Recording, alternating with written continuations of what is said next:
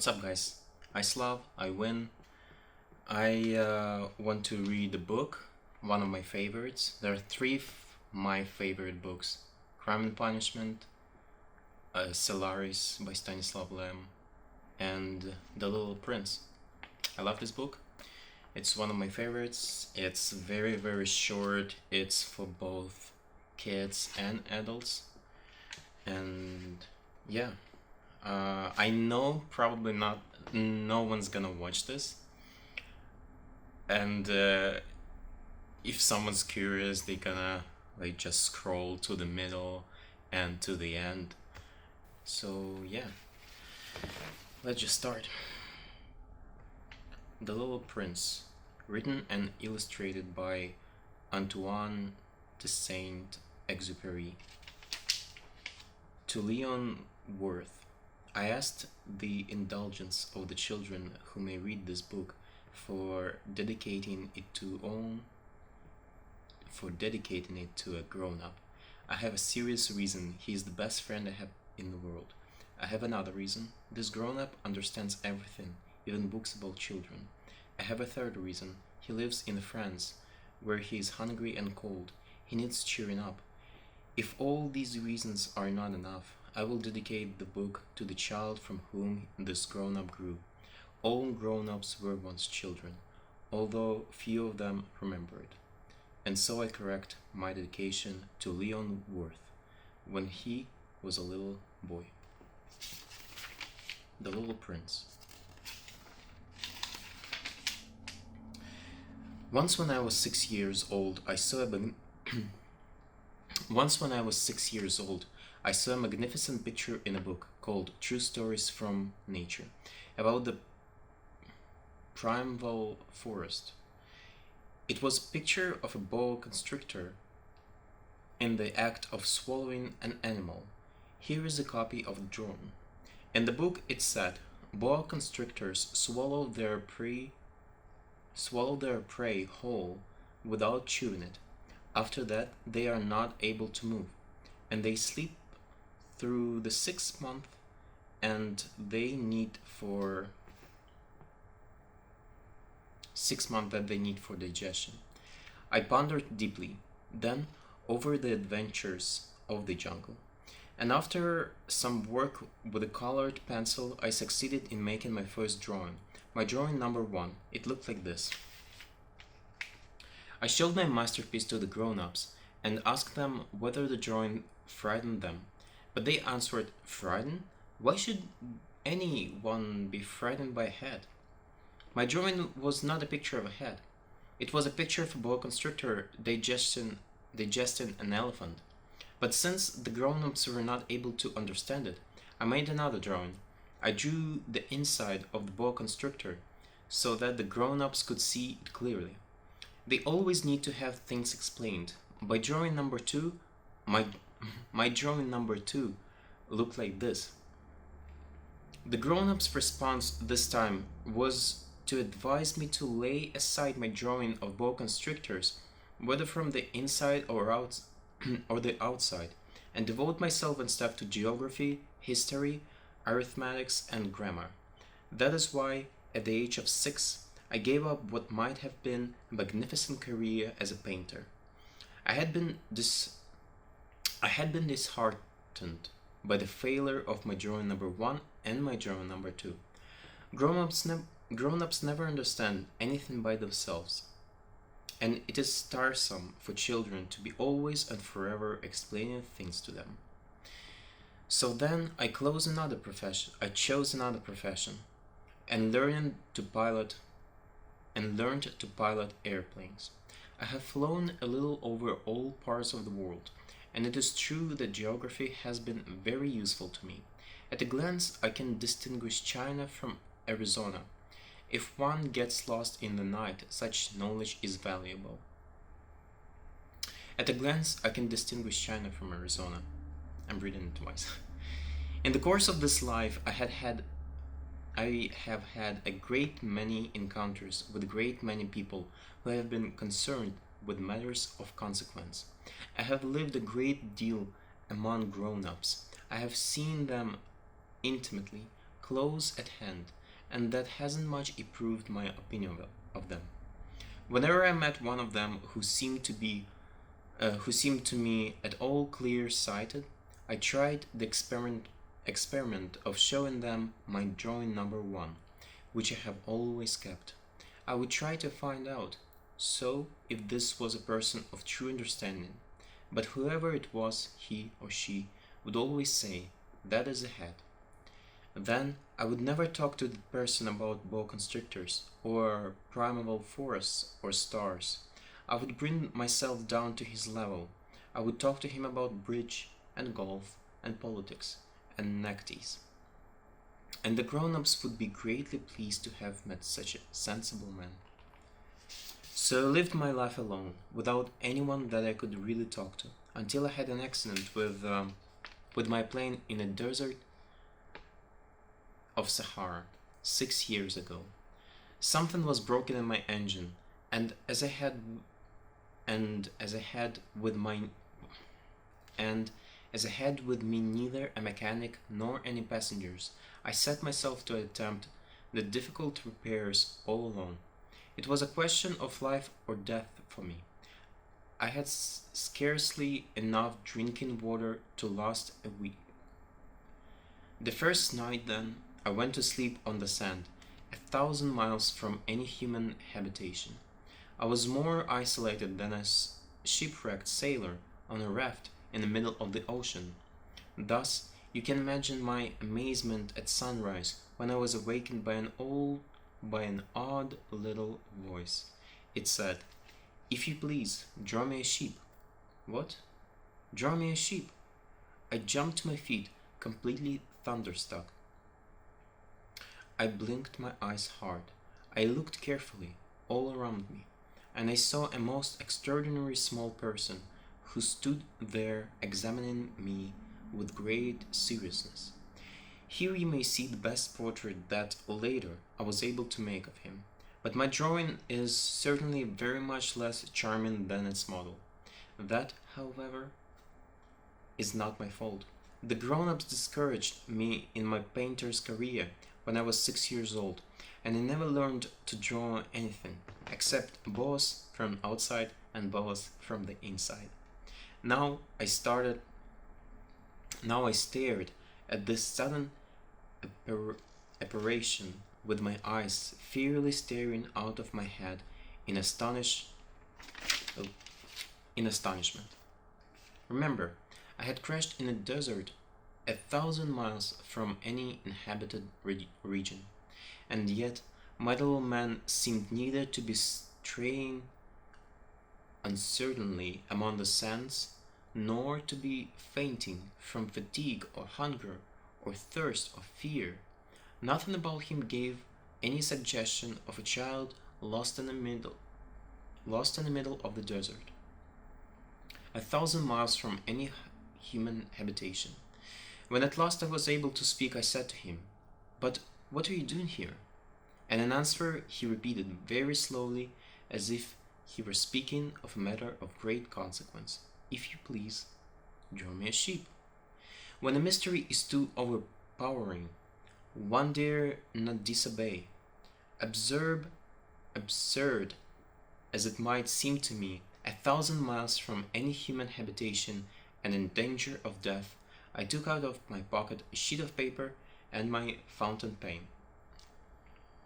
But then I remembered how my studies had been concentrated on geography, history, arithmetics, and grammar, and I told the little chap, a little crossly too, that I did not know how to draw. He answered me, "That doesn't matter, draw me a sheep." But I had never drawn a sheep, so I drew for him one of the two pictures I had drawn so often. It was that of the boa constrictors from the outside, and I was astounded to hear the little fellow greeted with, "No, no, no, I do not want an elephant inside a boa constrictor. A boa constrictor is a very dangerous creature, and an elephant is very cumbersome. Where I live, everything is very small. What I need is a sheep. Draw me a sheep." So then I made a drawing. He looked at it carefully. Then he said, "No, this is sheep. It's already very sickly. Make me another." So I made another drawing. My friend smiled gently and indulgently. "You see yourself," he said, "that this is not a sheep, this is a ram. It has horns." So then I did my drawing over once more, but it was rejected too, just like the other one, just like the others. "This one is too old. I want a sheep that will live a long time." But this time my patience was exhausted, because I was in a hurry to start taking my engine apart, so I tossed off this drawing, and I threw out an explanation with it. "This is only his box. The sheep you asked for is inside." I was very surprised to see a light break over the face of my young judge. "That is exactly the way I wanted it. Do you think that this sheep will have to have a great deal of grass?" "Why?" "Because where I live everything is very small. There will surely be enough grass for him," I said. "It is a very small sheep that I have given you." He bent his head over the drawing. "Not so small that, look, he has gone to sleep." And that is how I made the acquaintance of the little prince. It took me a long time to learn where he came from. The little prince who asked me so many questions never seemed to hear the ones I asked him. It was from words dropped by chance that, little by little, everything was revealed to me. The first time he saw my airplane, for instance, "I shall not draw my airplane, that would be much too complicated for me," he asked me. "What is that object?" "That is not an object, it flies. It is an airplane. It is my airplane." And I was proud to have him learn that I could fly. He cried out then, "What? You dropped down from the sky?" "Yes," I answered modestly. "Oh, that is funny." And the little prince broke into a lovely peal of laughter, which irritated me very much. I like my misfortunes to be taken seriously.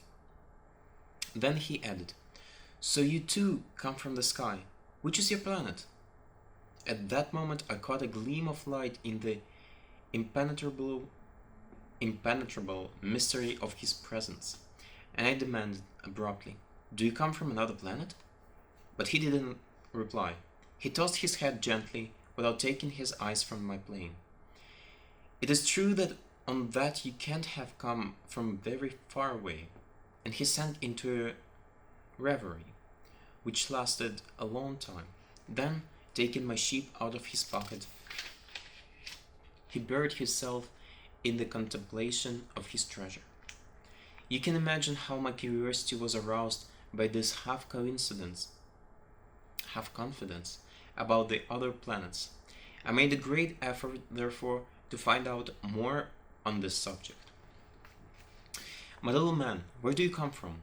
What is this, where I live, of which you speak? Where do you want to take your sheep?"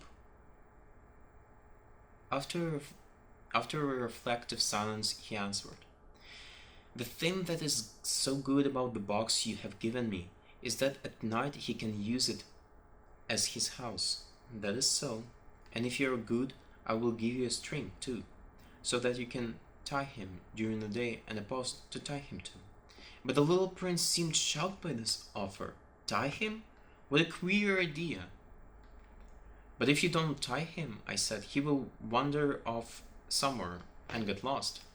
My friend broke into another peal of laughter. "But where do you think he would go?" "Anywhere. Straight ahead of him."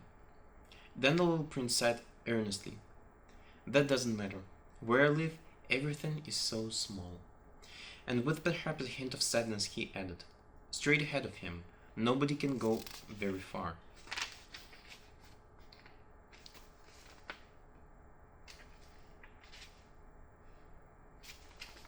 I had thus learned a second fact of great importance. This was that the planet the little prince came from was scarcely any larger than a house.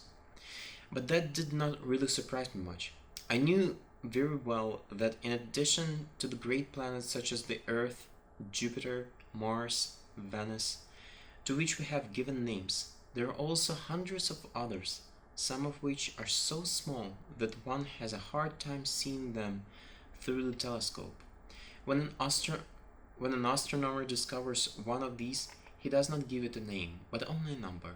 He might call it, for example, asteroid 325. I have serious reasons to believe that the planet from which the little prince came is the asteroid known as B612. This asteroid has only once been seen through the telescope. That was by a Turkish astronomer in 1909. On making his discovery, the astronomer had presented it to the International Astronomical Congress in a great demonstration. But he was in Turkish costume, and so nobody would believe what he said. Grown-ups are like that. Fortunately, however, for the reputation of asteroid B612, a Turkish dictator made a law that his subject, under pain of death, should change to European costume.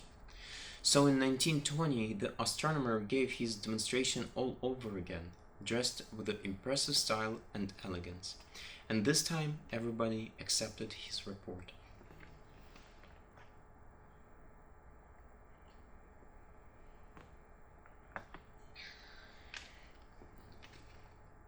If I have told you these details about the asteroid and made a note of its number for you, it is an account of the grown-ups and their ways. Grown-ups love figures. When you tell them that you have made a new friend, they never ask you any questions about essential matters. They never say to you, what does his voice sound like? What games does he love to play best? Does he collect butterflies? Instead, they demand, how old is he? How many brothers has he? How much does he weigh? How much money does his father make? Only from these figures do they think they have learned anything about him. If you were to say to the grown-ups, I saw a beautiful house made of rosy bricks with geraniums in the windows and doves on the roof, they would not be able to get any idea of that house at all. You would have to say to them, I saw a house that cost $20,000. Then they would exclaim, oh, what a pretty house that is. Just so you might say to them, the proof that the little prince existed is that he was charming, that he laughed, and that he was looking for a sheep. If anybody wants the sheep, that is proof that he exists. And what good would it do to tell them that? They would shrug their shoulders and treat you like a child. But if you said to them, the planet he came from is asteroid B612, then they would be convinced and leave you in peace from their questions. They are like that. One must not hold it against them. Children should always show great forbearance towards grown-up people. But certainly for us who understand life, figures are a matter of indifference. I should have liked to begin the story in the fashion of the fairy tales.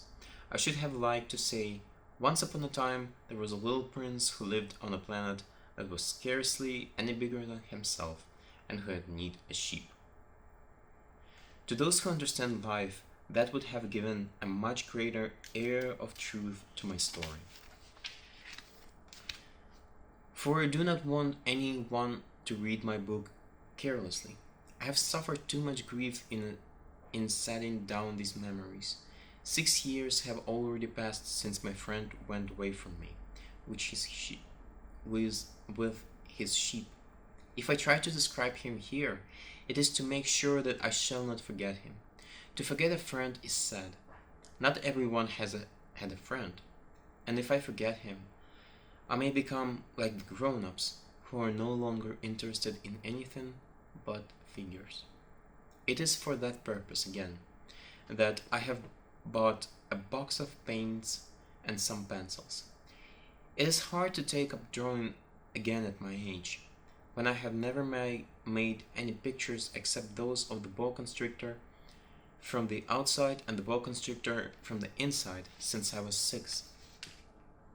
I shall certainly try to make my portraits as true to life as possible, but I am not at all sure of success. One drawing goes along all right, and another has no resemblance to its subject. I make some errors too. In the little prince's height, in one place he is too tall, and in another too short, and I feel some doubts about the color of his costume, so I fumbled along the best I can. Now good, now bad, and I hope generally fair to middle. In certain more important detail, I shall make mistakes also, but that is something that will not be my fault. My friend never explained anything to me. He thought perhaps that I was like himself, but I, alas, do not know how to see sheep through the wall of boxes. Perhaps I'm a little like the grown-ups. I have had to grow old. As each day passed, I would learn in our talk something about the little prince's planet, his departure from it, his journey. The information would come very slowly, as it might chance to fall from his thoughts. It was in this way that I heard on the third day about the catastrophe of the baobabs. Baobabs. Baobabs. This time, once more, I had the sheep to thank for it, for the little prince asked me abruptly, as if seized by a grave doubt, "It is true, isn't it, that sheep eat little bushes?" "Yes, that is true." "Ah, I'm glad. I didn't understand why it was so important that sheep should eat little bushes."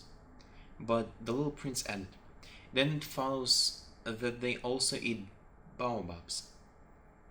I pointed out to the little prince that baobabs were not little bushes, but on the contrary, trees as big as castles, and that even if he took a whole herd of elephants away with him, the herd would not eat up one single baobab. The idea of the herd of elephants made the little prince laugh. "We would have to put them one on top of the other," he said. But he made a wise comment. "Before they grow so big, the baobabs start out by being little." "That is strictly correct," I said. "But why do you want the sheep to eat the little baobabs?" He answered me at once. "Oh, come on, come. Oh, come," as if he were speaking of something that was self-evident, and I was obliged to make a great mental effort to solve this problem, without any assistance. Indeed, as I learned, there were on the planet where the little prince lived, as on all planets, good plants and bad plants. In consequence, there were good seeds from good plants, and bad seeds from bad plants. But seeds are invisible. They sleep deep in the heart of the earth's darkness, until some one among them is seized with the desire to awaken. Then this little seed will stretch itself and begin timidly at first to push a charming little sprig inoffensively upward toward the sun. If it is only a sprout of radish or the sprig of rosebush, one would let it grow wherever it might wish. But when it is a bad plant, one must destroy it as soon as possible, the very first instant that one recognizes it.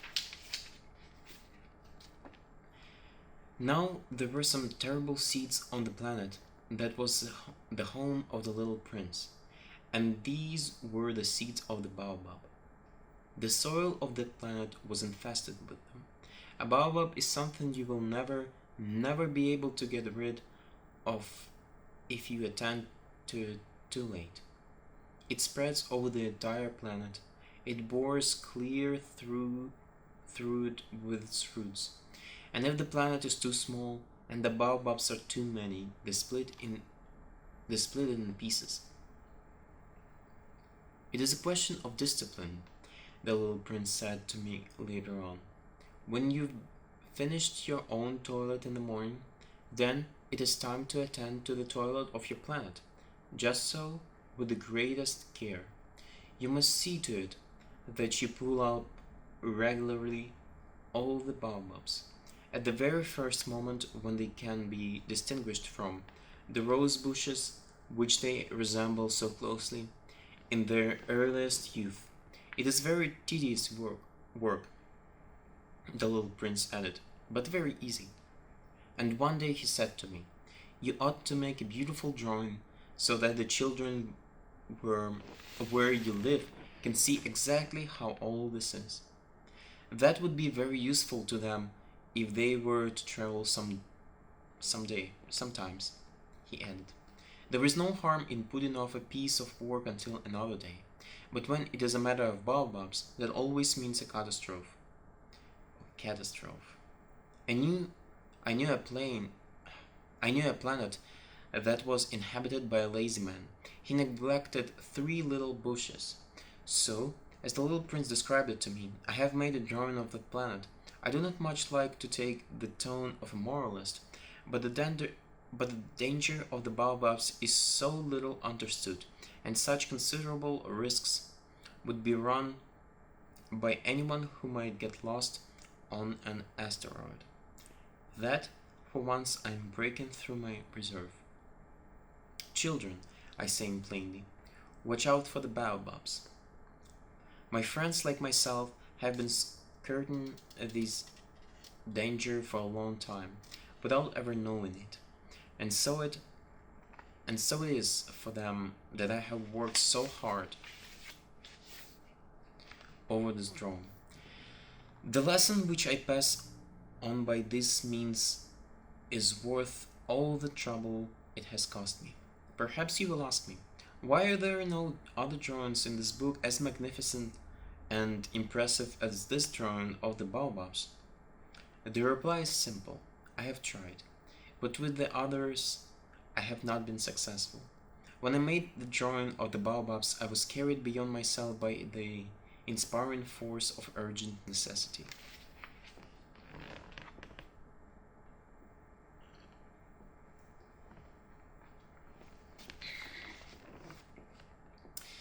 Oh, little prince, bit by bit I came to understand the secrets of your sad little life. For a long time you had found your only entertainment in the quiet pleasure of looking at the sunset. I learned that new detail on the morning of the fourth day when you said to me, "I am very fond of sunsets. Come, let us go look at the sunset now." "But we must wait," I said. "Wait? For what?" "For the sunset. We must wait until it is time." At first you seemed to be very much surprised, and then you laughed to yourself. You said to me, "I am always thinking that I am at home." Just so. Everybody knows that when it is noon in the United States, the sun is setting over France. If you could fly to France in 1 minute, you could go straight into the sunset right from noon. Unfortunately, France is too far away for that. But on your tiny planet, my little prince, all you need to do is move your chair a few steps. You can see the day and the twilight falling whenever you like. One day, you said to me, I saw the sunset 44 times. And a little later you added, "You know, one loves the sunset when one is so sad." Were you so sad then? I asked. On the day of the 44th sunset, but the little prince made no reply. On the fifth day, again, as always, it was thanks to the sheep the secret of the little prince's life was revealed to me. Abruptly, without anything to lead up to it, and as if the question had been born of long and silent meditation on his problem, he demanded, "A sheep, if it eats little bushes, does it eat flowers too?" "A sheep," I answered, "it's anything it finds in its reach." "Even flowers that have thorns?" "Yes, even flowers that have thorns." "Then the thorns, what use are they?" I did not know. At that moment I was very busy trying to unscrew a bolt that had got stuck in my engine. I was very much worried, for it was becoming clear to me that the breakdown of my plane was extremely serious, and I had so little drinking water left that I had to fear the worst. The thorns, what use are they? The little prince never let go of a question once he had asked it. As for me, I was upset over that bolt, and I answered with the first thing that came into my head.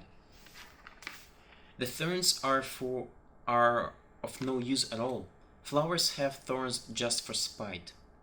Oh, there was a moment of complete silence. Then the little prince flashed back at me with a kind of resentfulness. I don't believe you.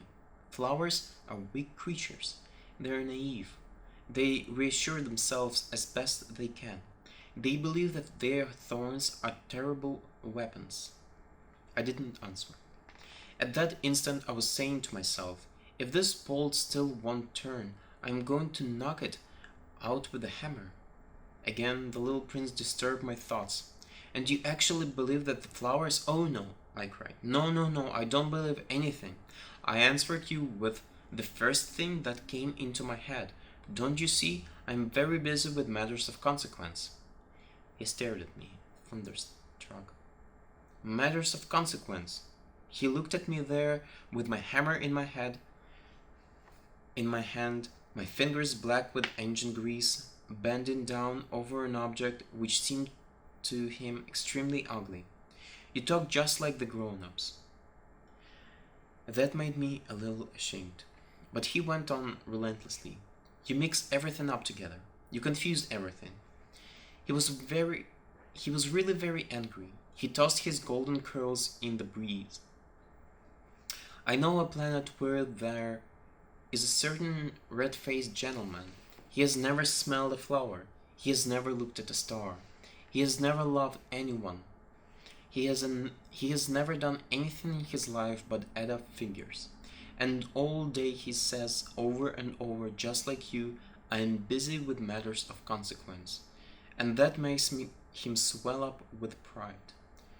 But he's not a man, he's a mushroom. A what? A mushroom? The little prince was now white with rage. The flowers have been growing thorns for millions of years. For millions of years the sheep have been eating them just the same. And is it not a matter of consequence to try to understand why the flowers go to so much trouble to grow thorns which are never of any use to them? Is the warfare between the sheep and the flowers not important? Is this not of more consequence than a fat-raised-faced gentleman's sums? And if I know, I myself, one flower which is unique in the world, which grows nowhere but on my planet, but which one little sheep can destroy in a single bite some morning without even noticing what he's doing, oh, you think that is not important? His face turned from white to red as he continued. If someone loves a flower of which just one single blossom grows, in all the millions and millions of stars, it is enough to make him happy just to look at the stars. He can say to himself, somewhere my flower is there. But if the sheep eats the flower, in one moment all his stars will be darkened. And you think that is not important? He could not say anything more. His words were choked by sobbing. The night had fallen. I had let my tools drop from hands. Of what moment now was my hammer, my bolt, or thirst, or death? On one star, one planet, my planet, the earth, there was a little prince to be comforted. I took him in my arms and rocked him. I said to him, the flower that you love is not in danger.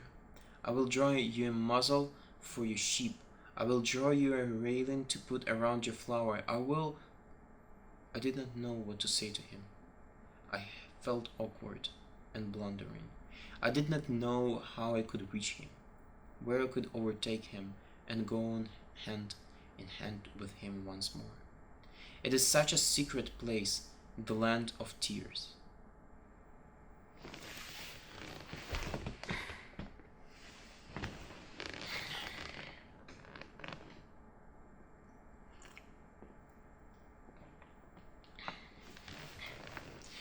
I soon learned to know this flower better. On the little prince's planet, the flowers had always been very simple. They had only one ring of petals. They took up no room at all. They were a trouble to nobody. One morning they would appear in the grass, and by night they would have faded peacefully away. But one day, from a seed blown from no one knew where, a new flower had come up, and the little prince had watched very closely over the small sprout, which was not like any other small sprouts on his planet. It might, you see, have been a new kind of baobab. But the shrub soon stopped growing and began to get ready to produce a flower. The little prince who was present at the first appearance of a huge bud, felt at once that some sort of miraculous apparition must emerge from it.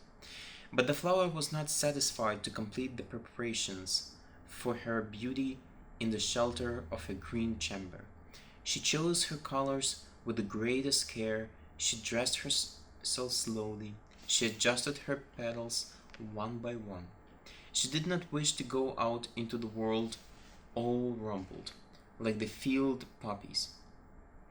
It was only in the full radiance of her beauty that she wished to appear. Oh, yes, she was a coquettish creature, and her mysterious adornment lasted for days and days. Then, one morning, exactly at sunrise, she suddenly shoved herself. And after working with all this painstaking precious, she yawned and said, "Ah, I'm scarcely awake. I beg that you will excuse me. My petals are still all disarranged. Disarranged.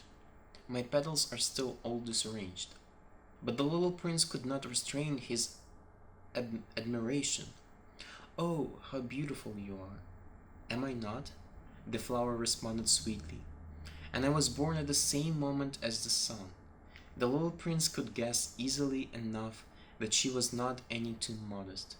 But how moving and exciting she was. "I think it is time for breakfast," she added an instant later. "If you would have the kindness to think of me, of my needs." And the little prince, completely abashed, went to look for a sprinkling can of fresh water. So he tended the flower. So too she began very quickly to torment him with her vanity, which was, if the truth be known, a little difficult to deal with. One day, for instance, when she was speaking of her 4 thorns, she said to the little prince, "Let the tigers come with their claws." "There are no tigers on my planet," the little prince objected. "And anyway, tigers do not eat weeds." "I am not a weed," the flower replied sweetly. "Please excuse me. I am not at all afraid of tigers," she went on, "but I have a horror of drafts. I suppose you wouldn't have a screen for me." "A horror of drafts, that is a bad luck for a plant," remarked the little prince, and added to himself, "This flower is a very complex creature. At night I want you to put me under a glass globe. It is very cold where you live, in the place I came from." But she interrupted herself at that point. She had come in the form of a seed. She could not have known anything of any other worlds. Embarrassed over having let herself be caught on the verge of such a naive untruth, she coughed 2 or 3 times in order to put the little prince in the wrong. "The screen? I was just going to look for it when you spoke to me." Then she forced her cough a little more so that he should suffer from remorse just the same. So the little prince, in spite of all the good will that was inseparable from his love, had soon come to doubt her. He had taken seriously words which were without importance, and it made him very unhappy. I ought not to have listened to her, he confided to me one day. One never ought to listen to the flowers. One should simply look at them and breathe their fragrance. Mine perfumed all my planet, but I did not know how to take pressure but I did not know how to take pleasure in all her grace. This tale of Claus, which disturbed me so much, should only have filled my heart with tenderness and pity. And he continued his confidence. The fact is that I did not know how to understand anything. I ought to have judged my deeds and not by words. She cast her fragrance and her radiance over me. I ought never to have run away from her. I ought to have guessed all the affection that lay behind her poor little stratagems.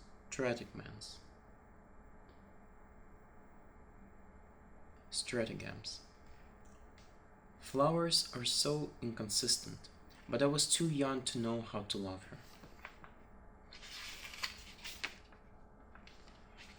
I believe that for his escape he took advantage of the migration of a flock of wild birds. On the morning of his departure, he put his planet in perfect order. He carefully cleaned out his active volcanoes. He possessed two active volcanoes, and they were very convenient for heating his breakfast in the morning. He also had one volcano that was extinct, but as he said, one never knows. So he cleaned out the extinct volcano too. If they are well cleaned out, volcanoes burn slowly and steadily, without any eruptions. Volcanic eruptions are like fires in a chimney. On our Earth, we are obviously much too small to clean out our volcanoes.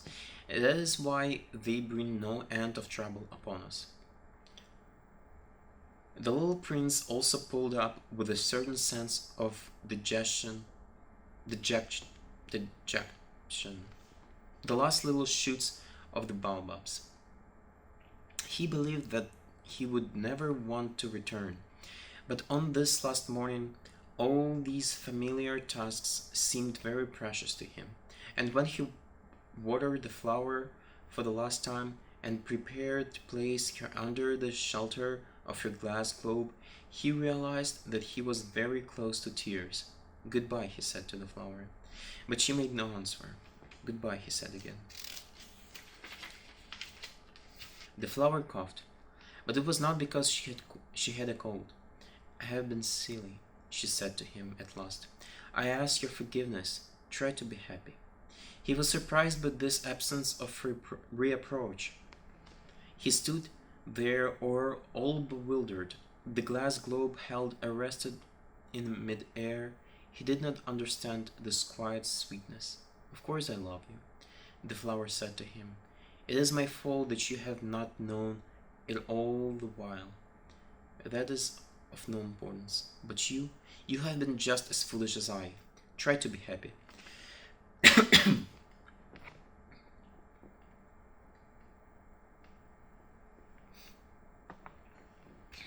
"Let the glass globe be. I don't want it any more. But the wind. My cold is not so bad as all that. The cool night air will do me good. I am a flower.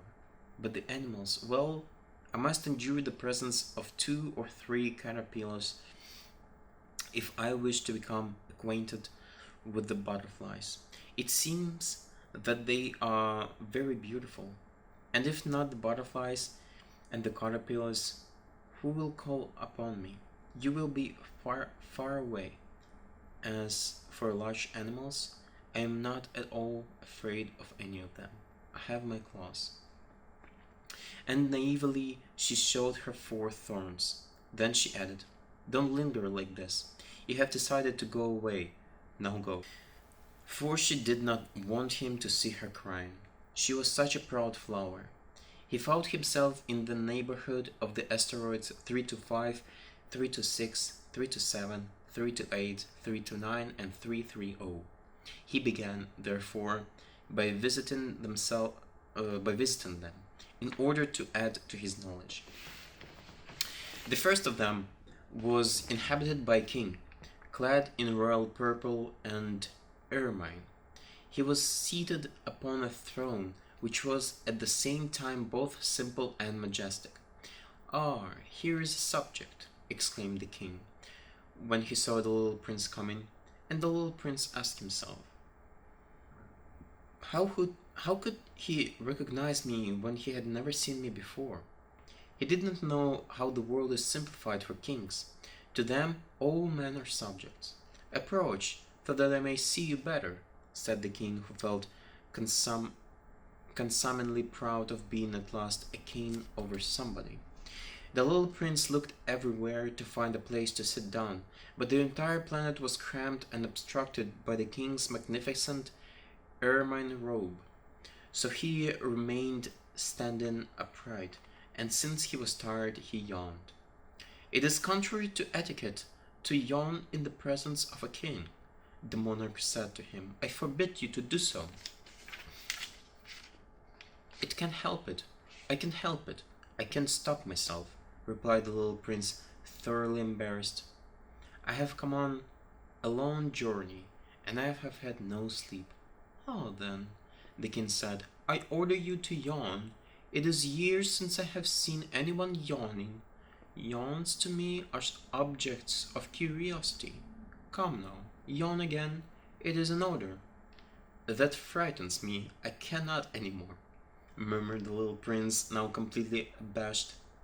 "Hum, hum," replied the king. "Then I order you sometimes to yawn and sometimes to—" He sputtered a little and seemed vexed. For what the king fundamentally insisted upon was that his authority should be respected. He tolerated no disobedience. He was an absolute monarch. But because he was a very good man, he made his orders reasonable. "If I ordered a general," he would say, by way of example, "if I ordered a general to change himself into a seabird, and if the general did not obey me, that would not be a fault of the general, it would be my fault." "May I sit down?" came now a timid inquiry from the little prince. "I order you to do so," the king answered him, and majestically gathered in a fold of his ermine mantle. But the little prince was wondering. The planet was tiny. Over what could this king really rule? "Sire," he said to him, "I beg that you will excuse my asking you a question." "I order you to ask me a question," the king hastened to assure him. "Sire, of what do you rule?" "Over everything," said the king with magnificent simplicity. "Over everything?" The king made a gesture which took in his planet, the other planets, and all the stars. "Over all that?" asked the little prince. "Over all that," the king answered. For his rule was not only absolute, it was also universal. "And the stars obey you?" "Certainly they do," the king said. "They obey instantly. I do not permit insubordination." Such power was a thing for the little prince to marvel at. If he had been master of such complete authority, he would have been able to watch the sunset not 44 times in one day, but 72, or even 100, or even 200 times, without ever having to move his chair. And because he felt a bit sad as he remembered his little planet which he had forsaken, he plucked up his courage to ask the king a favor. "I should like to see a sunset. Do me that kindness. Order the sun to set." "If I ordered a general to fly from one flower to another like a butterfly, or to write a tragic drama, or to change himself into a seabird, and if the general did not carry out the order that he had received, which one of us would be in the wrong?" the king demanded. "The general?" or myself? You, said the little prince firmly. Exactly. One must require from each one the duty which each one can perform, the king went on. Accepted authority resists first of all on reason. If you order your people to go and throw themselves into the sea, they would rise up in revolution. I have the right to require obedience because my orders are reasonable. Then my son said, the little prince reminded him, for he never forgot a question once he had asked it. You shall have your sunset, I shall command it, but according to my science of government, I shall wait until conditions are favorable. When will that be? Inquired the little prince. Hum hum, replied the king, and before saying anything else he consulted the bulky almanac. Hum hum, that will be that will be this evening about 20 minutes to 8, and you will see how well I am obeyed. The little prince yawned. He was regretting his lost sunset, and then, too, he was already beginning to be a little bored. I have nothing more to do here, he said to the king, so I shall set out on my way again. Do not go, said the king, who was very proud of having a subject. Do not go, I will make you a minister. Minister of what? Minister of justice. But there is nobody here to judge. We do not know that, the king said to him. I have not yet made a complete tour of my kingdom. I am very old. There is no room here for a carriage, and it tires me to walk. Oh, but I have looked already, said the little prince, turning around to give one more glance to the other side of the planet. On that side, as on this, there was nobody at all. Then you shall judge yourself, the king answered. And that is the most difficult thing of all. It is much more difficult to judge oneself than to judge others. If you succeed in judging yourself rightly, then you are indeed a man of true wisdom. Yes, said the little prince, but I can judge myself anywhere. I do not need to live on this planet. Hum hum, said the king. I have good reason to believe that somewhere on my planet there is an old rat. I hear him at night. You can judge this old rat. From time to time you will condemn him to death, and thus his life will depend on your justice. But you will pardon him on each occasion, for he must be treated thriftily. He is the only one we have. I, replied the little prince, do not like to condemn anyone to death, and now I think I will go on my way. No, said the king. But the little prince, having now completed his preparation for departure, had no wish to grieve the old monarch.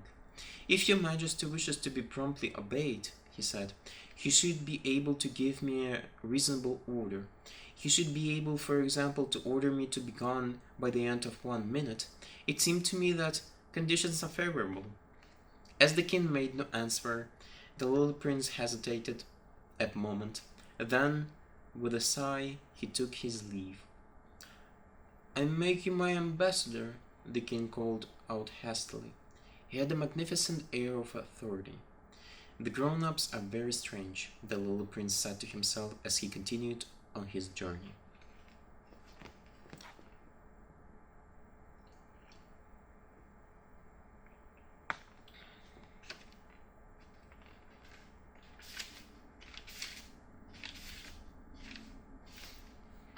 The second planet was inhabited by a conceited man. Ha ha! I am about to receive a visit from an admirer, he exclaimed from afar when he first saw the little prince coming. For to conceited men all other men are admirers. Good morning, said the little prince. It is a queer hat you are wearing. It is a hat for salutes, the conceited man replied. It is to raise in salute when people acclaimed me. Unfortunately, nobody at all ever passes this way. Yes? Said the little prince, who did not understand what the conceited man was talking about. Clap your hands one against the other. The conceited man now directed him. The little prince clapped his hands. The conceited man raised his head in a modest salute. This is more entertaining than the visit to the king, the little prince said to himself, and he began again to clap his hands, one against the other. The conceited man again raised his head in salute. After 5 minutes of this exercise, the little prince grew tired of the game's monotony. And what should one do to make the head come down? He asked. But the conceited man did not hear him. Conceited men never hear anything but praise. Do you really admire me very much? He demanded of the little prince. What does that mean, admire? To admire means that you regard me as the handsomest, and the best dressed, the richest, and the most intelligent man on this planet. But you are the only man on this planet. Do me this kindness. Admire me just the same. I admire you, said the little prince, shrugging his shoulders slightly. But what is there in that to interest you so much? And the little prince went away. The grown-ups are certainly very odd, he said to himself as he continued on his journey. The next planet was inhabited by a tippler. This was a very short visit, but it plunged the little prince into deep rejection. What are you doing here? He said to the tippler, whom he found settled down in silence before a collection of empty bottles and also a collection of full bottles. I am drinking, replied the tippler with a lugubrious air. Why are you drinking? Demanded the little prince. So that I may forget, replied the tippler. Forget what? Inquired the little prince, who already was sorry for him. Forget that I am ashamed, the tippler confessed, hanging his head. Ashamed of what? Insisted the little prince, who wanted to help him. Ashamed of drinking! The tippler brought his speech to an end, and shut himself up in impregnable silence, and the little prince went away puzzled. The grown-ups are certainly very, very odd, he said to himself as he continued on his journey. The fourth planet belonged to a businessman. This man was so much occupied that he did not even raise his head at the little prince's arrival. Good morning, the little prince said to him. Your cigarette has gone out. 3 and 2 make 5. 5 and 7 make 12. 12 and 3 make 15. Good morning. 15 and 7 make 22. 22 and 6 make 28. I haven't time to light it again. 26 and 5 make 31. Phew. Then that makes 501,622,731. 500 million what? Asked the little prince. Eh? Are you still there? 501 million. I can't stop. I have so much to do. I'm concerned with matters of consequence. I don't amuse myself with balderdash. 2 and 5 make 7. 501 million what? Repeated the little prince, who never in his life had let go of a question once he had asked it. The businessman raised his head. During the 34 years that I have inhabited this planet, I have been disturbed only 3 times. The first time was 22 years ago, when some giddy goose fell from goodness knows where. He made the most frightful noise that resounded all over the place, and I made 4 mistakes in my addition. The second time, 11 years ago, I was disturbed by an attack of rheumatism. I don't get enough exercise. I have no time for loafing. The third time, well, this is it. I was saying then 501 millions. Millions of what? The businessman suddenly realized that there was no hope of being left in peace until he answered this question. Millions of those little objects, he said, which one sometimes sees in the sky. Flies? Oh no, little glittering objects. Bees? Oh no, little golden objects that set lazy man to idle dreaming. As for me, I am concerned with matters of consequence. There is no time for idle dreaming in my life. Ah, you mean the stars? Yes, that's it. The stars. And what do you do with 500 millions of stars? 500, 501,622,731. I am concerned with matters of consequence. I am accurate. And what do you do with these stars? What do I do with them? Yes, nothing. I own them. You own the stars? Yes. But I have already seen a king who kings do not own, they reign over. It is a very different matter.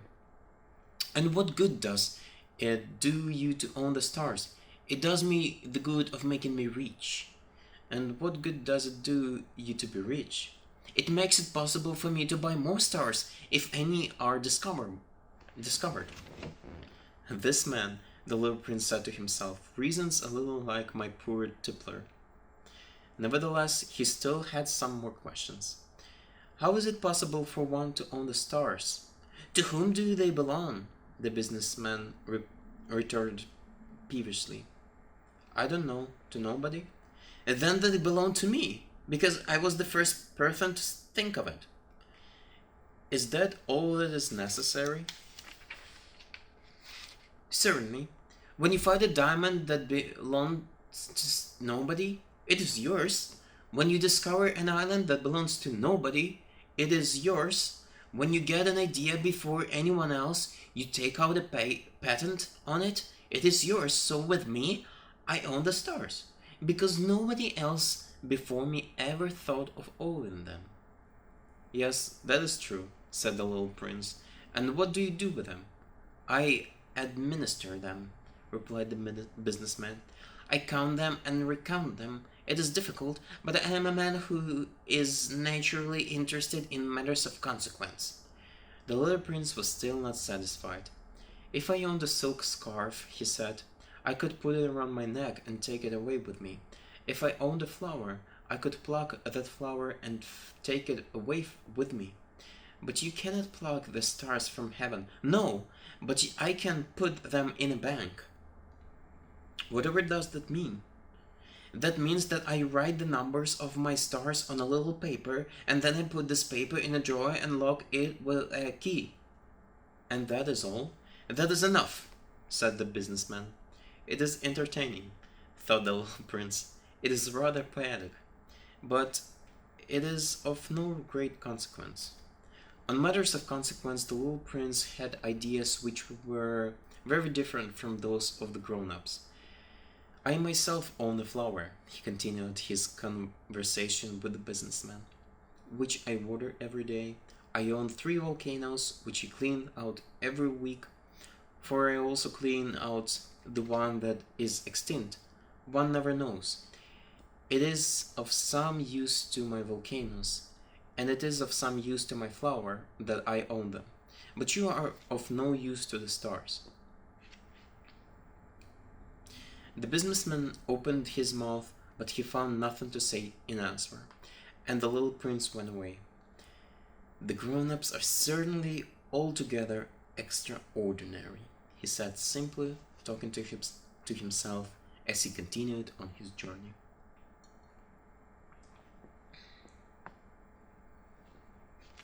The 5th planet was very strange. It was the smallest of all. There was just enough room on it for a street lamp and a lamplighter. The little prince was not able to reach any explanation of the use of a street lamp and a lamplighter somewhere in the heavens, on a planet which had no people and not one house. But he said to himself, nevertheless, it may well be that this man is absurd, but he is not so absurd as the king, the conceited man, the businessman, and the tippler, for at least his work has some meaning. When he lights his street lamp, it is as if he brought one more star to life, or one flower. When he puts out his lamp, he sends the flower or the star to sleep. That is a beautiful occupation, and since it is beautiful, it is truly useful. When he arrived on the planet, he respectfully saluted the lamplighter. Good morning. Why have you just put out your lamp? Those are the orders, replied the lamplighter. Good morning. What are the orders? The orders that the orders are that I put out my lamp. Good evening. And he lightened his lamp again. But why have you just lightened it again? Those are the orders, replied the lamplighter. I do not understand, said the little prince. There is nothing to understand, said the lamplighter. Orders are orders. Good morning. And he put out his lamp. Then he mopped his forehead with a handkerchief decorated with red squares. I follow a terrible profession. In the old days it was reasonable. I put the lamp out in the morning, and in the evening I lighted it again. I had the rest of the day for relaxation and the rest of the night for sleep. And the orders have been changed since that time? The orders have not been changed, said the lamplighter. That is the tragedy. From year to year the planet has turned more rapidly and the orders have not been changed. Then what? Asked the little prince. Then the planet now makes a complete turn every minute, and I no longer have a single second for repose. Once every minute I have to light my lamp and put it out. That is very funny. A day lasts only 1 minute here where you live. It is not funny at all, said the lamplighter. While we have been talking together, a month has gone by. A month? Yes, a month. 30 minutes, 30 days. Good evening. And he lighted his lamp again. As the little prince watched him, he felt that he loved this lamplighter, who was so faithful to his orders. He remembered the sunsets which he himself has gone to seek in other days merely by pulling up his chair, and he wanted to help his friend. You know, he said, I can tell you a way you can rest whenever you want to. I always want to rest, said the lamplighter, for it is possible for a man to be faithful and lazy at the same time.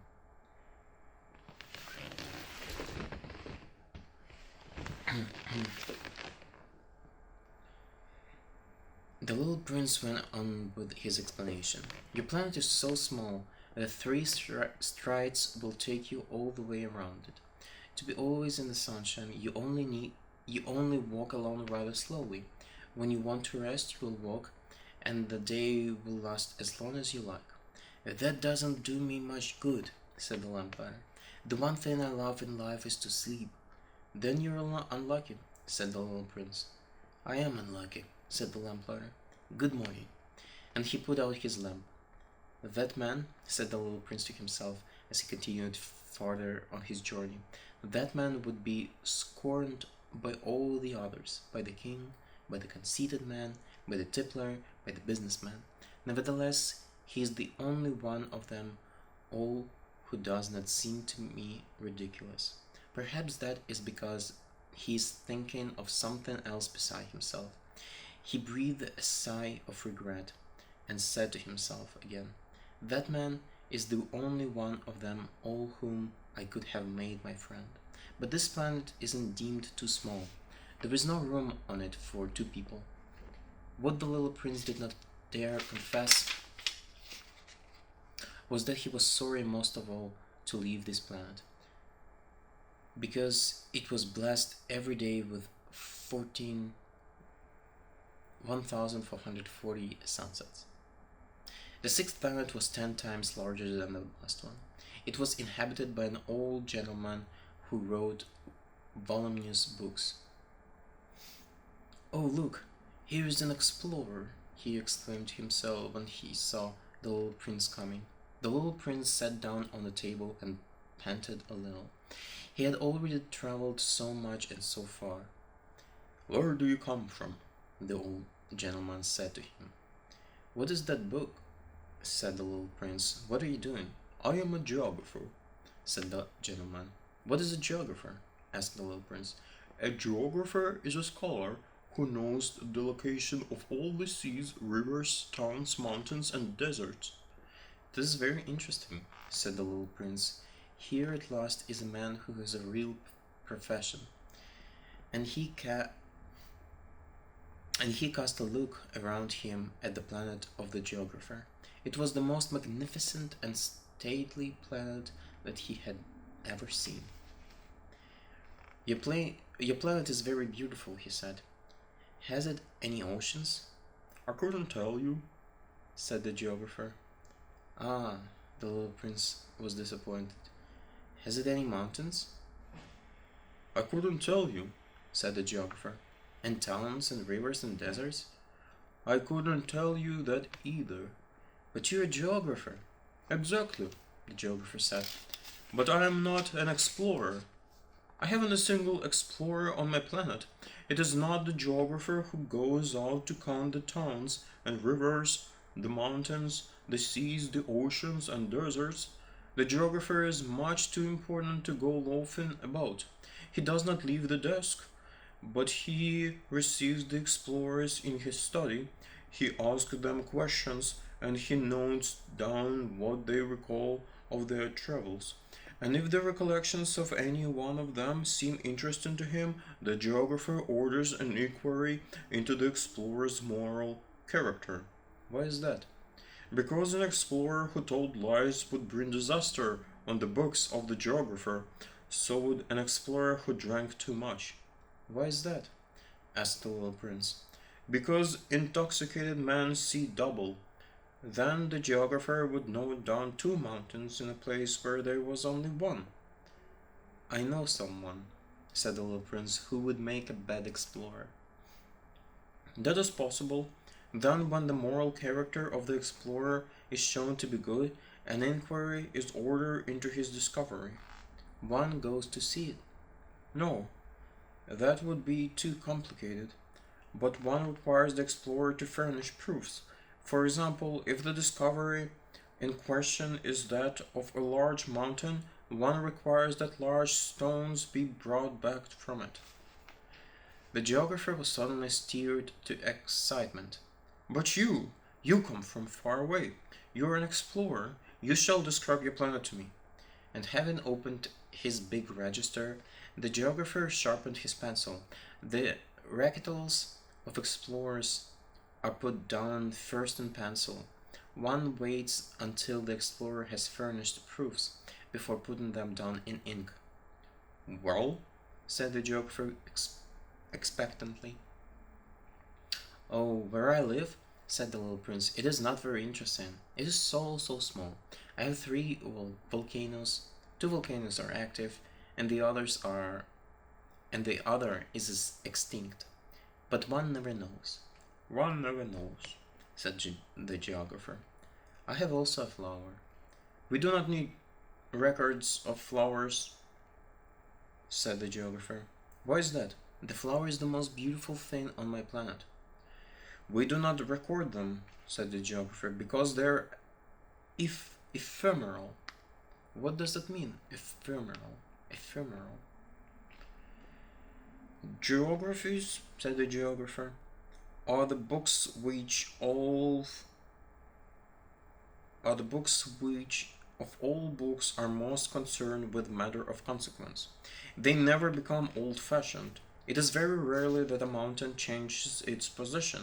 It is very rarely that the ocean empties itself of its waters. We write of eternal things. But extinct volcanoes may come to life again, the little prince interrupted. What does that mean, ephemeral? Whether volcanoes are extinct or alive, it comes to the same thing for us, said the geographer. This thing that matters to us is the mountain. It does not change. But what does that mean, ephemeral? Repeated the little prince, who never in his life had let go of a question once he had asked it. It means which is in danger of speedy disappearance. Is my flower in danger of speedy disappearance? Certainly it is. My flower is ephemeral, the little prince said to himself, and she has only 4 thorns to defend herself against the world, and I have left her on my planet all alone. That was his first moment of regret, but he took courage once more. What place would you advise me to visit now? He asked. The planet Earth, replied the geographer. It has a good reputation. And the little prince went away, thinking of his flower. So then the seventh planet was the Earth. The Earth is not just an ordinary planet. One can count there 111 kings, not forgetting to be sure the black kings among them, 7,000 geographers, 900,000 businessmen, 7.5 million tipplers, 311 million conceited men, that is to say, about 2 billion grown ups. To give you an idea of the size of the Earth, I will tell you that before the invention of electricity, it was necessary to maintain over the whole of the 6 continents a veritable army of 462,511 lamplighters for the street lamps. Seen from a slight distance, that would make a splendid spectacle. The movement of this army would be regulated come the turn of the lamplighters of New Zealand and Australia. Having set their lamps alight, these would go off to sleep. Next, the lamplighters of China and Siberia would enter for their steps in the dens, and then they too would be waved back into the wings. After that would come the turn of the lamplighters of Russia and the Indies, then those of Africa and Europe, then those of South America, then those of North America. And never would they make a mistake in the order of their entry upon the stage. It would be magnificent. Only the man who was in charge of the single lamp at the North Pole and his colleague who was responsible for the single lamp at the South Pole, only these would live free from toil and care. They would be busy twice a year.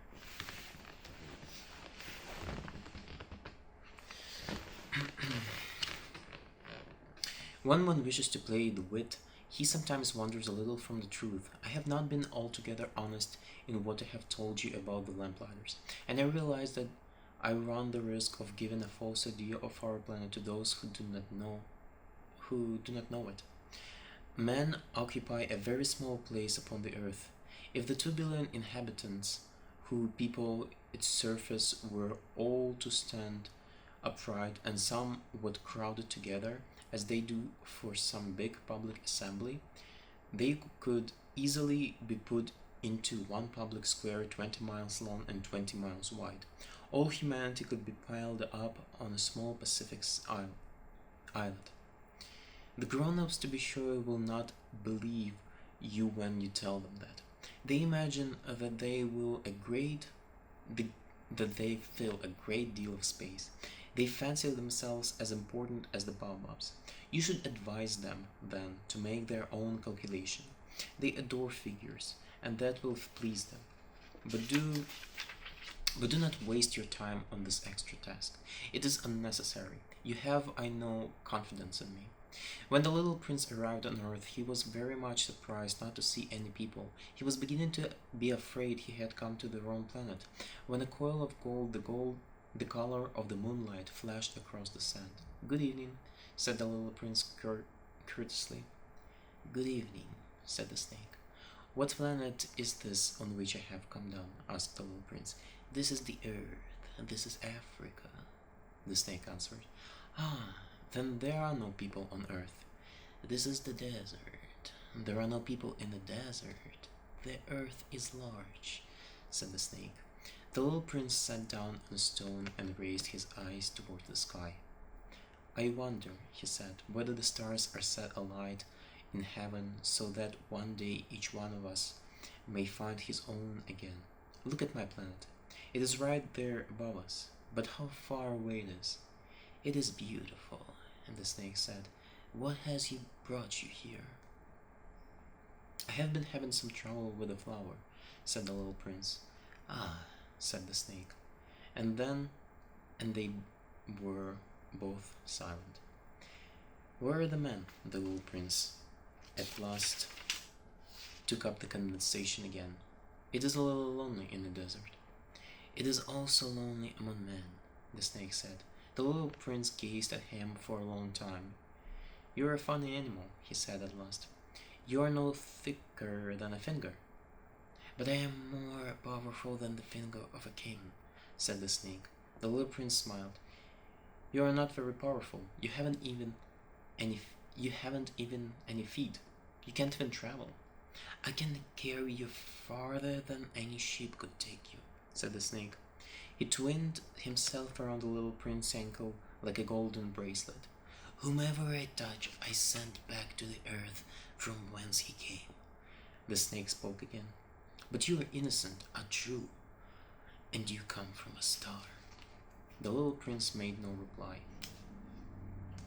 You move me to pity. You are so weak on this earth made of granite, the snake said. I can help you. Someday, if you grow too homesick, your own planet, I can. Oh, I understand you very well, said the little prince. But why do you always speak in riddles? I solved them, said the snake, and they were both silent. The little prince crossed the desert and met with only one flower. It was a flower with 3 petals, a flower of no account at all. Good morning, said the little prince. Good morning, said the flower. Where are the men? The little prince asked politely. The flower had once seen a caravan passing. Men? She echoed. I think there are 6 or 7 of them in existence. I saw them several years ago, but one never knows where to find them. The wind blows them away. They have no roots, and that makes their life very difficult. Goodbye, said the little prince. Goodbye, said the flower. After that, the little prince climbed a high mountain. The only mountains he had ever known were the 3 volcanoes, which came up to his knees, and he used the extinct volcano as a footstool. From a mountain as high as this one, he said to himself, I shall be able to see the whole planet at one glance, and all the people. But he saw nothing, save peaks of rocks that were sharpened like needles. Good morning, he said cautiously. Good morning, good morning, good morning, answered the echo. Who are you? Said the little prince. Who are you? Who are you? Who are you? Who are you? Answered the echo. Be my friends, I am alone. I am alone, all alone, all alone, answered the echo. What a queer planet, he thought. It is altogether dry and altogether pointed and altogether harsh and forbidding. And the planet and the people have no imagination. They repeat whatever one say to them. On my planet I had a flower. She always was the first to speak. But it happened that after walking for a long time through sanded rocks and snow, the little prince at last came upon a road, and all roads lead to the abodes of men. Good morning, he said. He was standing before a garden, all abloom with roses. Good morning, said the roses. The little prince gazed at them. They all looked like his flower.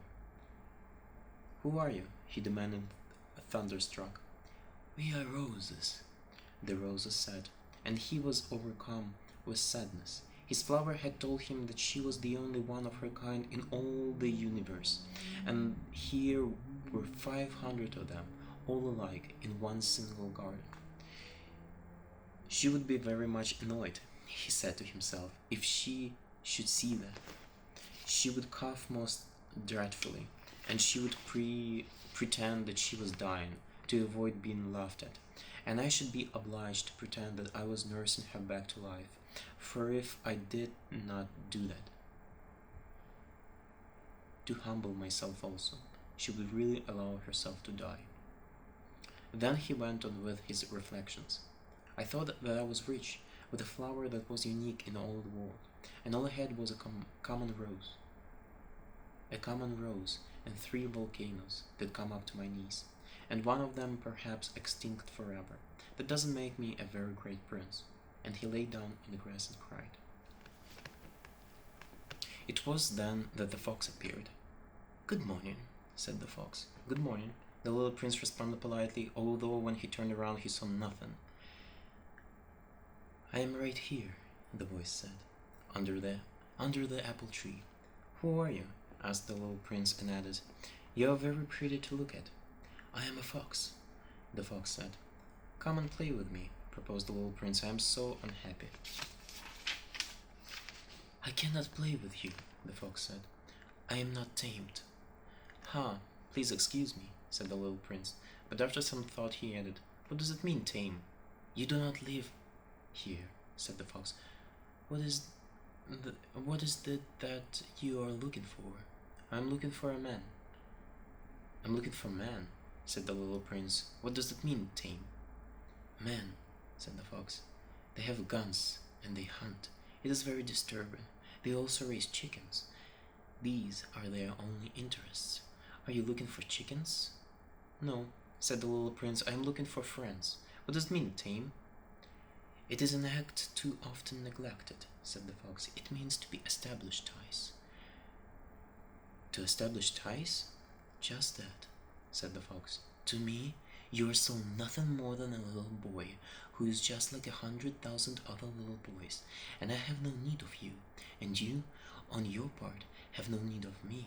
To you, I am nothing more than a fox like 100,000 other foxes, but if you tame me, then we shall need each other. To me, you will be unique in all the world. To you, I shall be unique in all the world. I am beginning to understand, said the little prince. There is a flower. I think that she has tamed me. It is possible, said the fox. On the earth one sees all sorts of things. Oh, but this is not on the earth, said the little prince. The fox seemed perplexed and very curious. On another planet? Yes. Are these hunters on the planet? Are there hunters on that planet? No. Ah, that is interesting. Are there chickens? No. Nothing is perfect, sighed the fox, but he came back to his idea. My life is very monotonous, he said. I hunt chickens, men hunt me. All the chickens are just alike, and all the men are just alike, and in consequences I am a little bored. But if you tame me, it will be as if the sun came to shine on my life. I shall know the sound of a step that will be different from all the others. Other steps send me hurrying back underneath the ground. Yours will call me like music out of my burrow. And then look, you see the grain fields down yonder? I do not eat bread. Wheat is of no use to me. The wheat fields have nothing to say to me, and that is sad. But you have hair that is the color of gold. I think how wonderful it will be when you have tamed me. The grain which is also golden will bring me back to thought of you, and I shall listen to the wind in the wheat. The fox gazed at the little prince for a long time. Please tame me, he said. I want to, very much, the little prince replied, but I have not much time. I have friends to discover, and a great many things to understand. One only understands with the things that one tames, said the fox. Men have no more time to understand anything. They buy things already made at the shops, but there is no shop anywhere where one can buy friendship, and so men have no friends anymore. If you want a friend, tame me. What must I do to tame you? Asked the little prince. You must be very patient, replied the fox. First, you will sit down at a little distance from me, like that, in the grass. I shall look at you out of the corner of my eye, and you will say nothing. Words are the source of misunderstandings, but you will sit a little closer to me every day. The next day the little prince came back. It would have been better to come back at the same hour, said the fox. If, for example, you come at 4 o'clock in the afternoon, then at 3 o'clock I shall begin to be happy. I shall feel happier and happier as the hour advances. At 4 o'clock I shall already be worrying and jumping about. I shall show you how happy I am.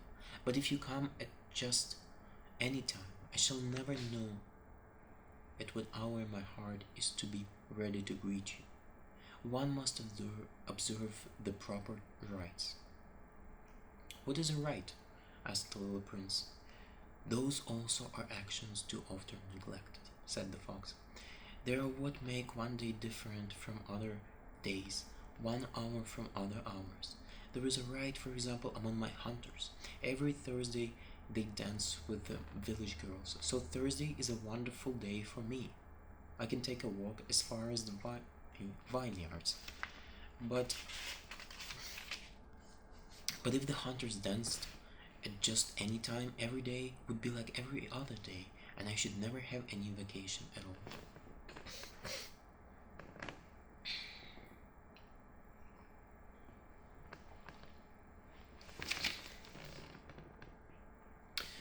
So the little prince tamed the fox, and when the hour of his departure drew near, "Ah," said the fox, "I shall cry." "It is your own fault," said the little prince. "I never wished you any sort of harm, but you wanted me to tame you." "Yes, that is so," said the fox. "But now you are going to cry," said the little prince. "Yes, that is so," said the fox. "Then it has done you no good at all."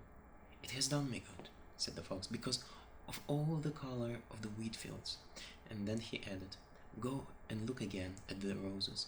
You will understand how that yours is unique in all the world. Then come back to say goodbye to me, and I will make you a present of a secret." The little prince went away to look again at roses. "You are not at all like my rose," he said. "As yet you are nothing. No one has tamed you, and you have tamed no one. You are like my fox when I first knew him. He was only a fox like 100,000 other foxes, but I have made him my friend, and now he is unique in all the world." And the roses were very much embarrassed. "You are beautiful, but you are empty," he went. "One could not die for you. To be sure, an ordinary passer-by would think that my rose looked just like you, the rose that belongs to me. But in herself alone she is more important than all the hundreds of you other roses, because it is she that I have watered, because it is she that I have put under the last globe, because it is she that I have sheltered behind the screen, because it is she for her that I have killed the caterpillars, except the 2 or 3 that we saved to become butterflies, because it is she that I have listened to when she grumbled or boasted, or even sometimes when she said nothing, because she is my rose."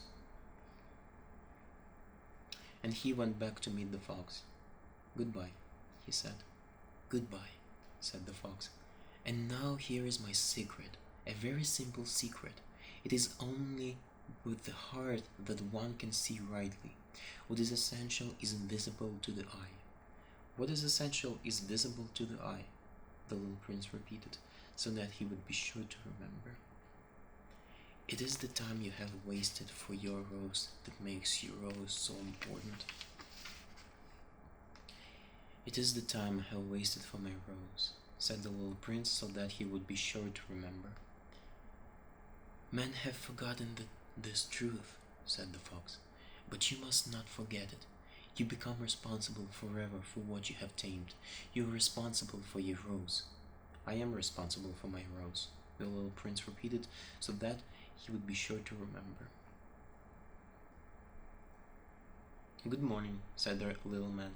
"Good morning," said the railway switchman. "What do you do here?" the little prince asked. "I sort of travelers, in bundles of 1,000," said the switchman. "I send off the trains that carry them, now to the right, now to the left." And a brilliantly lighted express train shook the switchman's cabin as it rushed by with a roar like thunder. "They are in a great hurry," said the little prince. "What are they looking for?" "Not even the locomotive engineer knows that," said the switchman. And the second brilliantly lighted express thundered by in the opposite direction. "Are they coming back already?" demanded the little prince. "These are not the same ones," said the switchman. "It is an exchange." "Were they not satisfied where they were?" asked the little prince. "No one is ever satisfied where he is," said the switchman. And they heard the roaring thunder of a third brilliantly lighted express. "Are they pursuing the first travelers?" demanded the little prince. "They are pursuing nothing at all," said the switchman. "They are asleep in there, or if they are not asleep, they are yawning.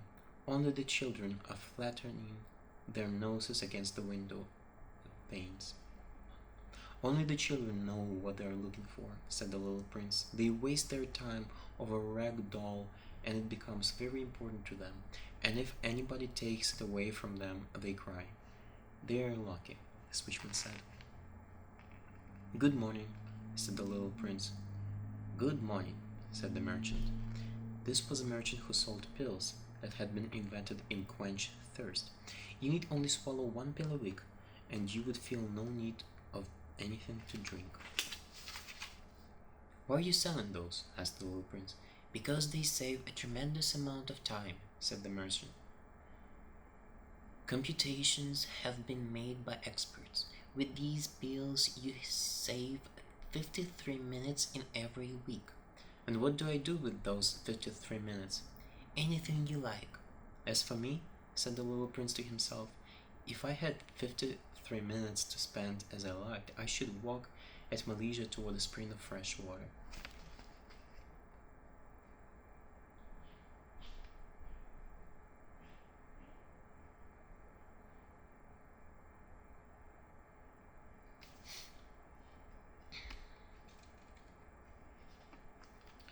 It was now the 8th day since I had had my accident in the desert, and I had listened to the story of the merchant, and I was drinking the last drop of my water supply. Ah, I said to the little prince, these memories of yours are very charming, but I have not yet succeeded in repairing my plane. I have nothing more to drink, and I, too, should be very happy if I could walk at my leisure toward a spring of fresh water. My friend the fox, the little prince said to me, my dear little man, this is no longer a matter that has anything to do with the fox. Why not? Because I am about to die of thirst. He did not follow my reasoning, and he answered me, it is a good thing to have had a friend, even if one is about to die. I, for instance, am very glad to have had a fox as a friend. He has no way of guessing the danger, I said to myself. He has never been either hungry or thirsty. A little sunshine is all he needs.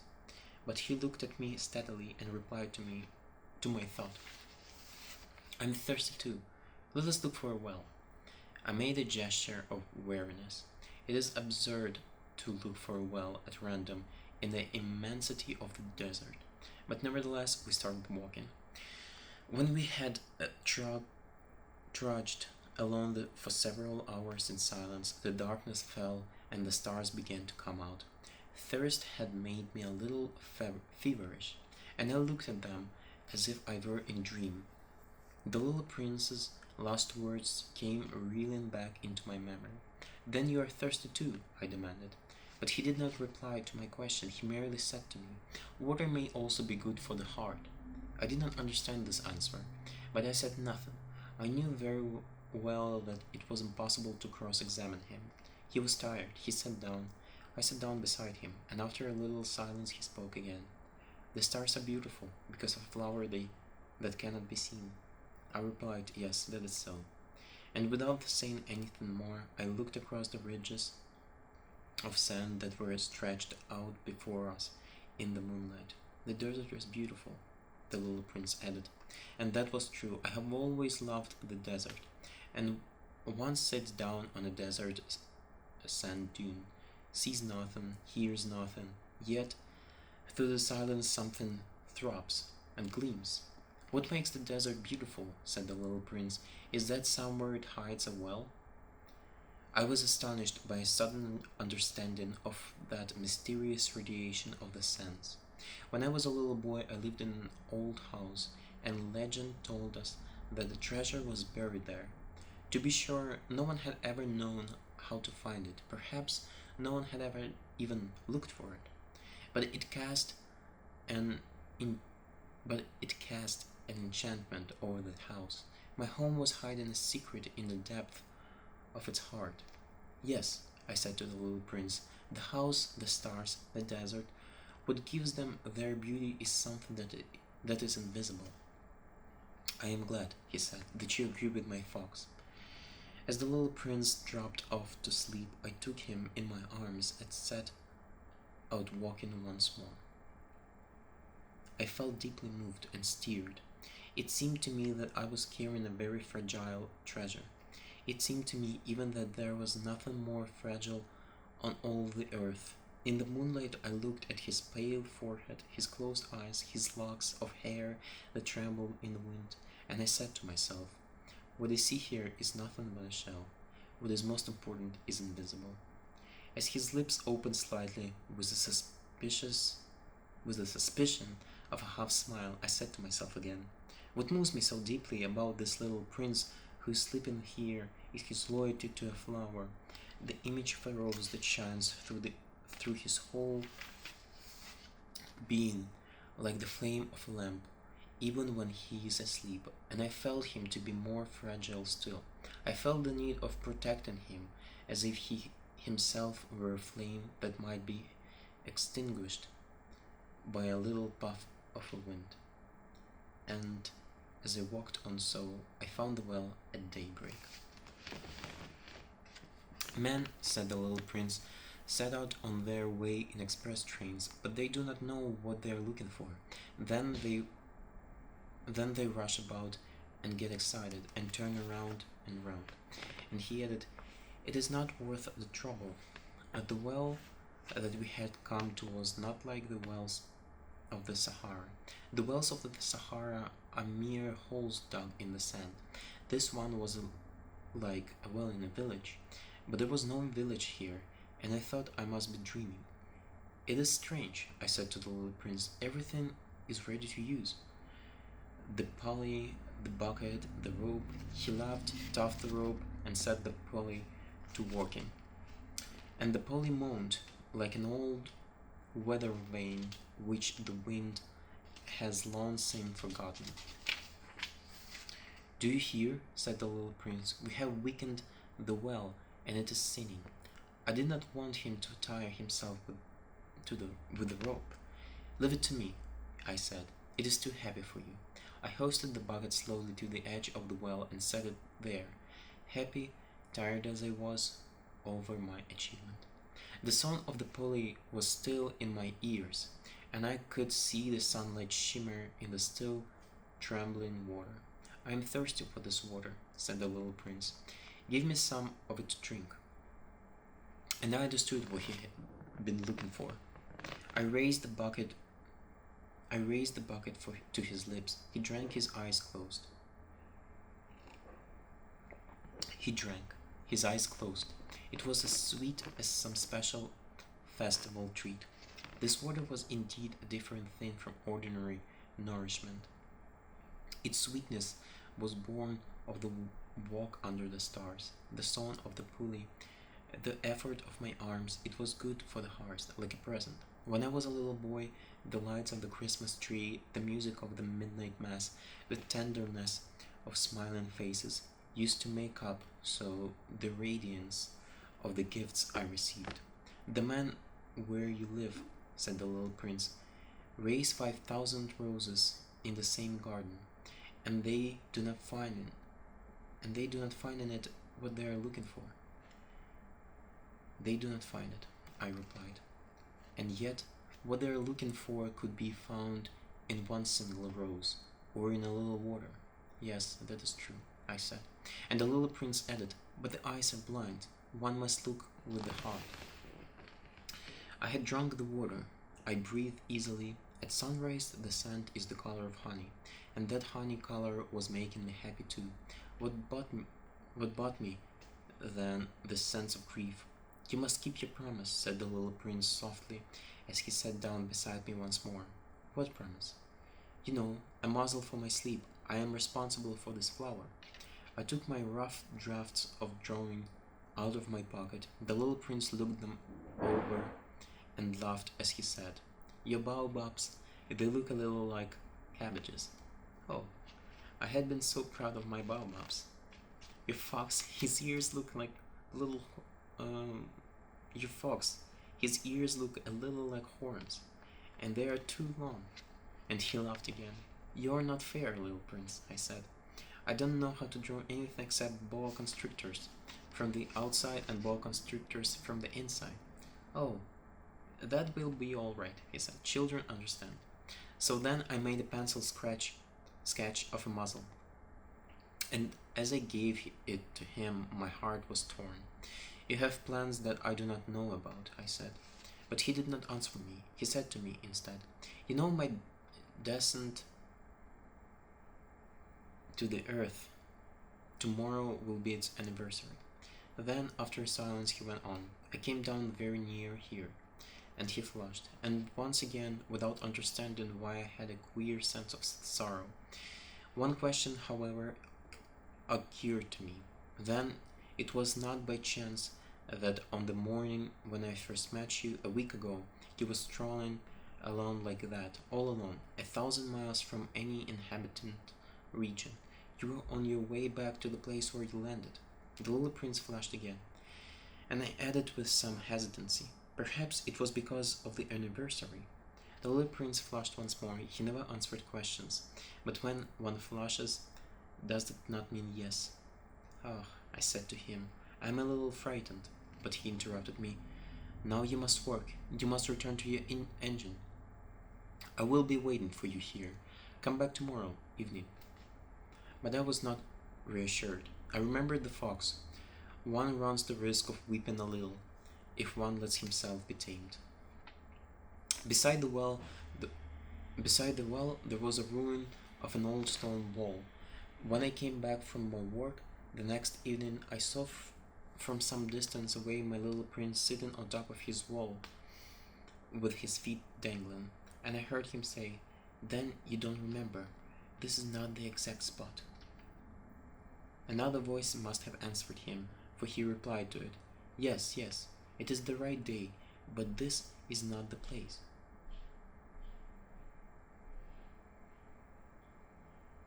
I continued my walk toward the wall. At no time did I see or hear anyone. The little prince, however, replied once again, Exactly. You will see where my track begins in the sand. You have nothing to do but wait for me there. I shall be there tonight. I was only 20 meters from the wall, and I still saw nothing. After a silence, the little prince spoke again. You have good poison. You have good poison? You are sure that it will not make me suffer too long? I stopped in my tracks, my heart torn asunder, but still I did not understand. Now go away, said the little prince. I want to get down from the wall. I dropped my eyes then to the foot of the wall, and I leaped into the air. There before me, facing the little prince, was one of those yellow snakes that take just 30 seconds to bring your life to an end. Even as I was digging into my pocket to get out my revolver, I made the running step back. But at the noise I made, the snake let himself flow easily across the sand like the dying spray of a fountain, and in no apparent hurry disappeared, with a light metallic sound among the stones. I reached the wall just in time to catch my little man in my arms. His face was white as snow. What does this mean? I demanded. Why are you talking with snakes? I had loosened the golden muffled that he always wore. I had moistened his temples and had given him some water to drink. And now I did not dare ask him any more questions. He looked at me very gravely and put his arms around my neck. I felt his heart beating like the heart of a dying bird shot with someone's rifle. I am glad that you have found what was the matter with your engine, he said. Now you can go back home. How do you know about that? I was just coming to tell him that my work had been successful, beyond anything that I had dared to hope. He made no answer to my question, but he added, I too am going back home today. Then, sadly, it is much farther, it is much more difficult. I realized clearly that something extraordinary was happening. I was holding him close in my arms as if he were a little child, and yet it seemed to me that he was rushing headlong towards an abyss from which I could nothing to restrain him. His look was very serious, like some one lost far away. I have your sleep, and I have the sleep box, and I have the muzzle. And he gave me a sad smile. I waited a long time. I could see that he was reviving little by little. Dear little man, I said to him, you are afraid. He was afraid. There was no doubt about it. But he laughed lightly. I shall be much more afraid this evening. Once again I felt myself frozen by a sense of something irreparable, and I knew that I could not bear the thought of never hearing the laughter any more. For me, I was like a spring of fresh water in the desert. Little man, I said, I want to hear you laugh again. But he said to me, tonight it will be a year. My star, then, can be found right about the place where I came from to the earth a year ago. Little man, I said, tell me that it is only a bad dream, this affair of the snake and the meeting place and the star. But he didn't answer my plea. He said to me instead, the thing that is important is the thing that is not seen. Yes, I know. It is just as it is with the flower. If you love a flower that lives on a star, it is sweet to look at the sky at night. All the stars are abloom with flowers. Yes, I know. It is just as it with the water. Because of the pulley and the rope, what you gave me to drink was like music. You remember how good it was. Yes, I know. And at night you will look up at the stars. Where I live, everything is so small that I cannot show you where my star is to be found. It is better like that. My star will just be one of the stars for you. And so you will love to watch all the stars in the heavens. They will all be your friends. And beside, I am going to make you a present. He laughed again. Ah, little prince, dear little prince, I love to hear that laughter. That is my present, just that. It will be as it was when we drank the water. What are you trying to say? All men have the stars, he answered, but they are not the same things for different people. For some who are travelers, the stars are guides. For others, they are no more than little lights in the sky. For others, who are scholars, they are problems. For my businessmen, they are wealth. But all these stars are silent. You alone will have the stars as no one else has them. What are you trying to say? In one of the stars I shall be living. In one of them I shall be laughing. And so it will be as if all the stars were laughing. When you look at the sky at night, only you will have stars that can laugh. And he laughed again. When your sorrow is comforted, time soothes all sorrows. You will be content that you have known me. You will always be my friend. You will want to laugh with me, and you will sometimes open your window so for that pleasure. And your friends will be properly astonished to see you laughing as you look up at the sky. Then you will say to them, yes, the stars always make me laugh, and they will think you are crazy. It will be a very shabby trick that I have played on you. And he laughed again. It will be as if in place of the stars I had given you a great number of little bells that knew how to laugh. And he laughed again. Then he quickly became serious. Tonight, don't come. I shall not leave you, I said. I shall look as if I was suffering. I shall look a little as if I were dying. It is like that. Do not come to see it. It is not worth the trouble. I shall not leave you. But he was worried. I tell you, it is also because of the snake. He must not bite you. Snakes, they are malicious creatures. This one might bite you just for fun. I shall not leave you. But a thought came to reassure him. It is true that they have no more poison for a second bite. That night I did not see him set out on his way. He got away from me without making a sound. When I succeeded in catching up with him, he was walking alone with a quick and resolute step.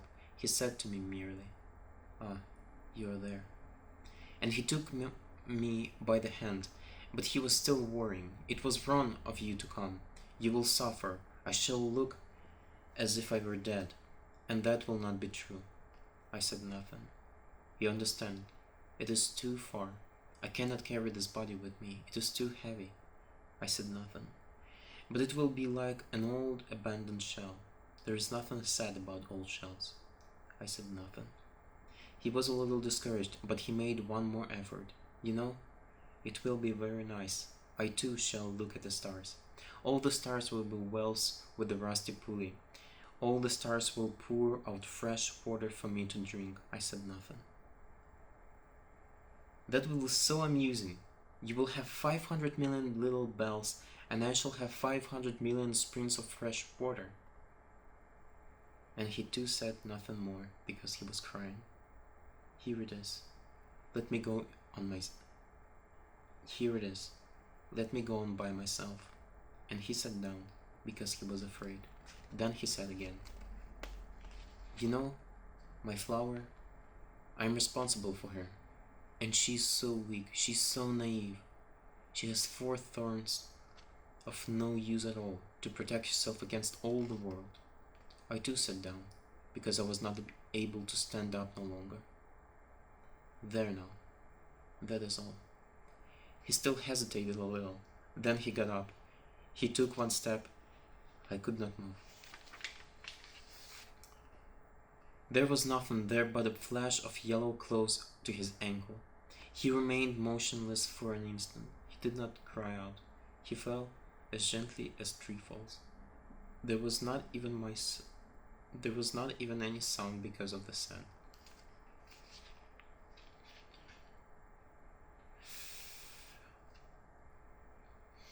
And now 6 years have already gone by.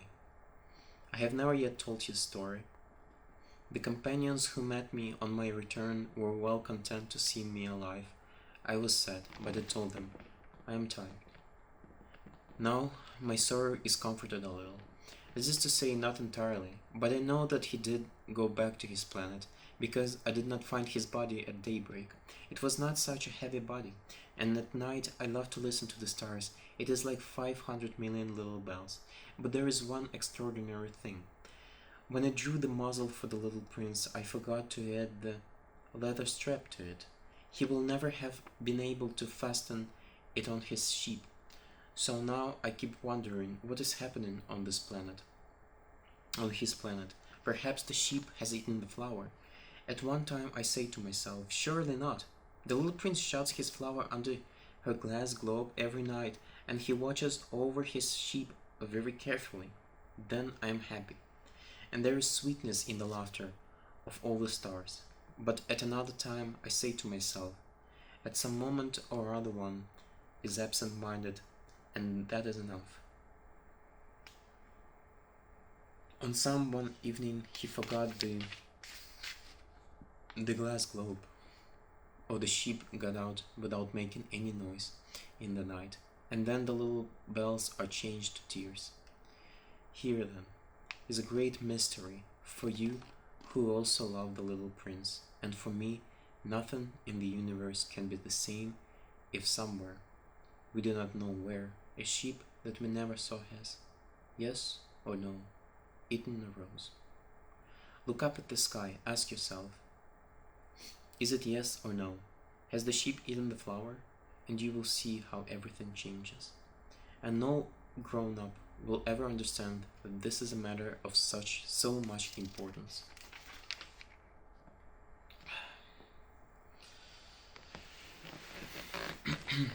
This is to me the loveliest and saddest landscape in the world. It is the same as that on the preceding page, but I have drawn it again to impress it on your memory. It is here that the little prince appeared on earth and disappeared. Look at it carefully, so that you will be sure to recognize it in case you travel someday to the African desert. And if you should come upon this spot, please don't hurry on. Wait for a time, exactly under the star. And then, if a little mean man appears who laughs, who has golden hair and who refuses to answer questions, you will know who he is. If this should happen, please comfort me. Send me word that he has come back. The end.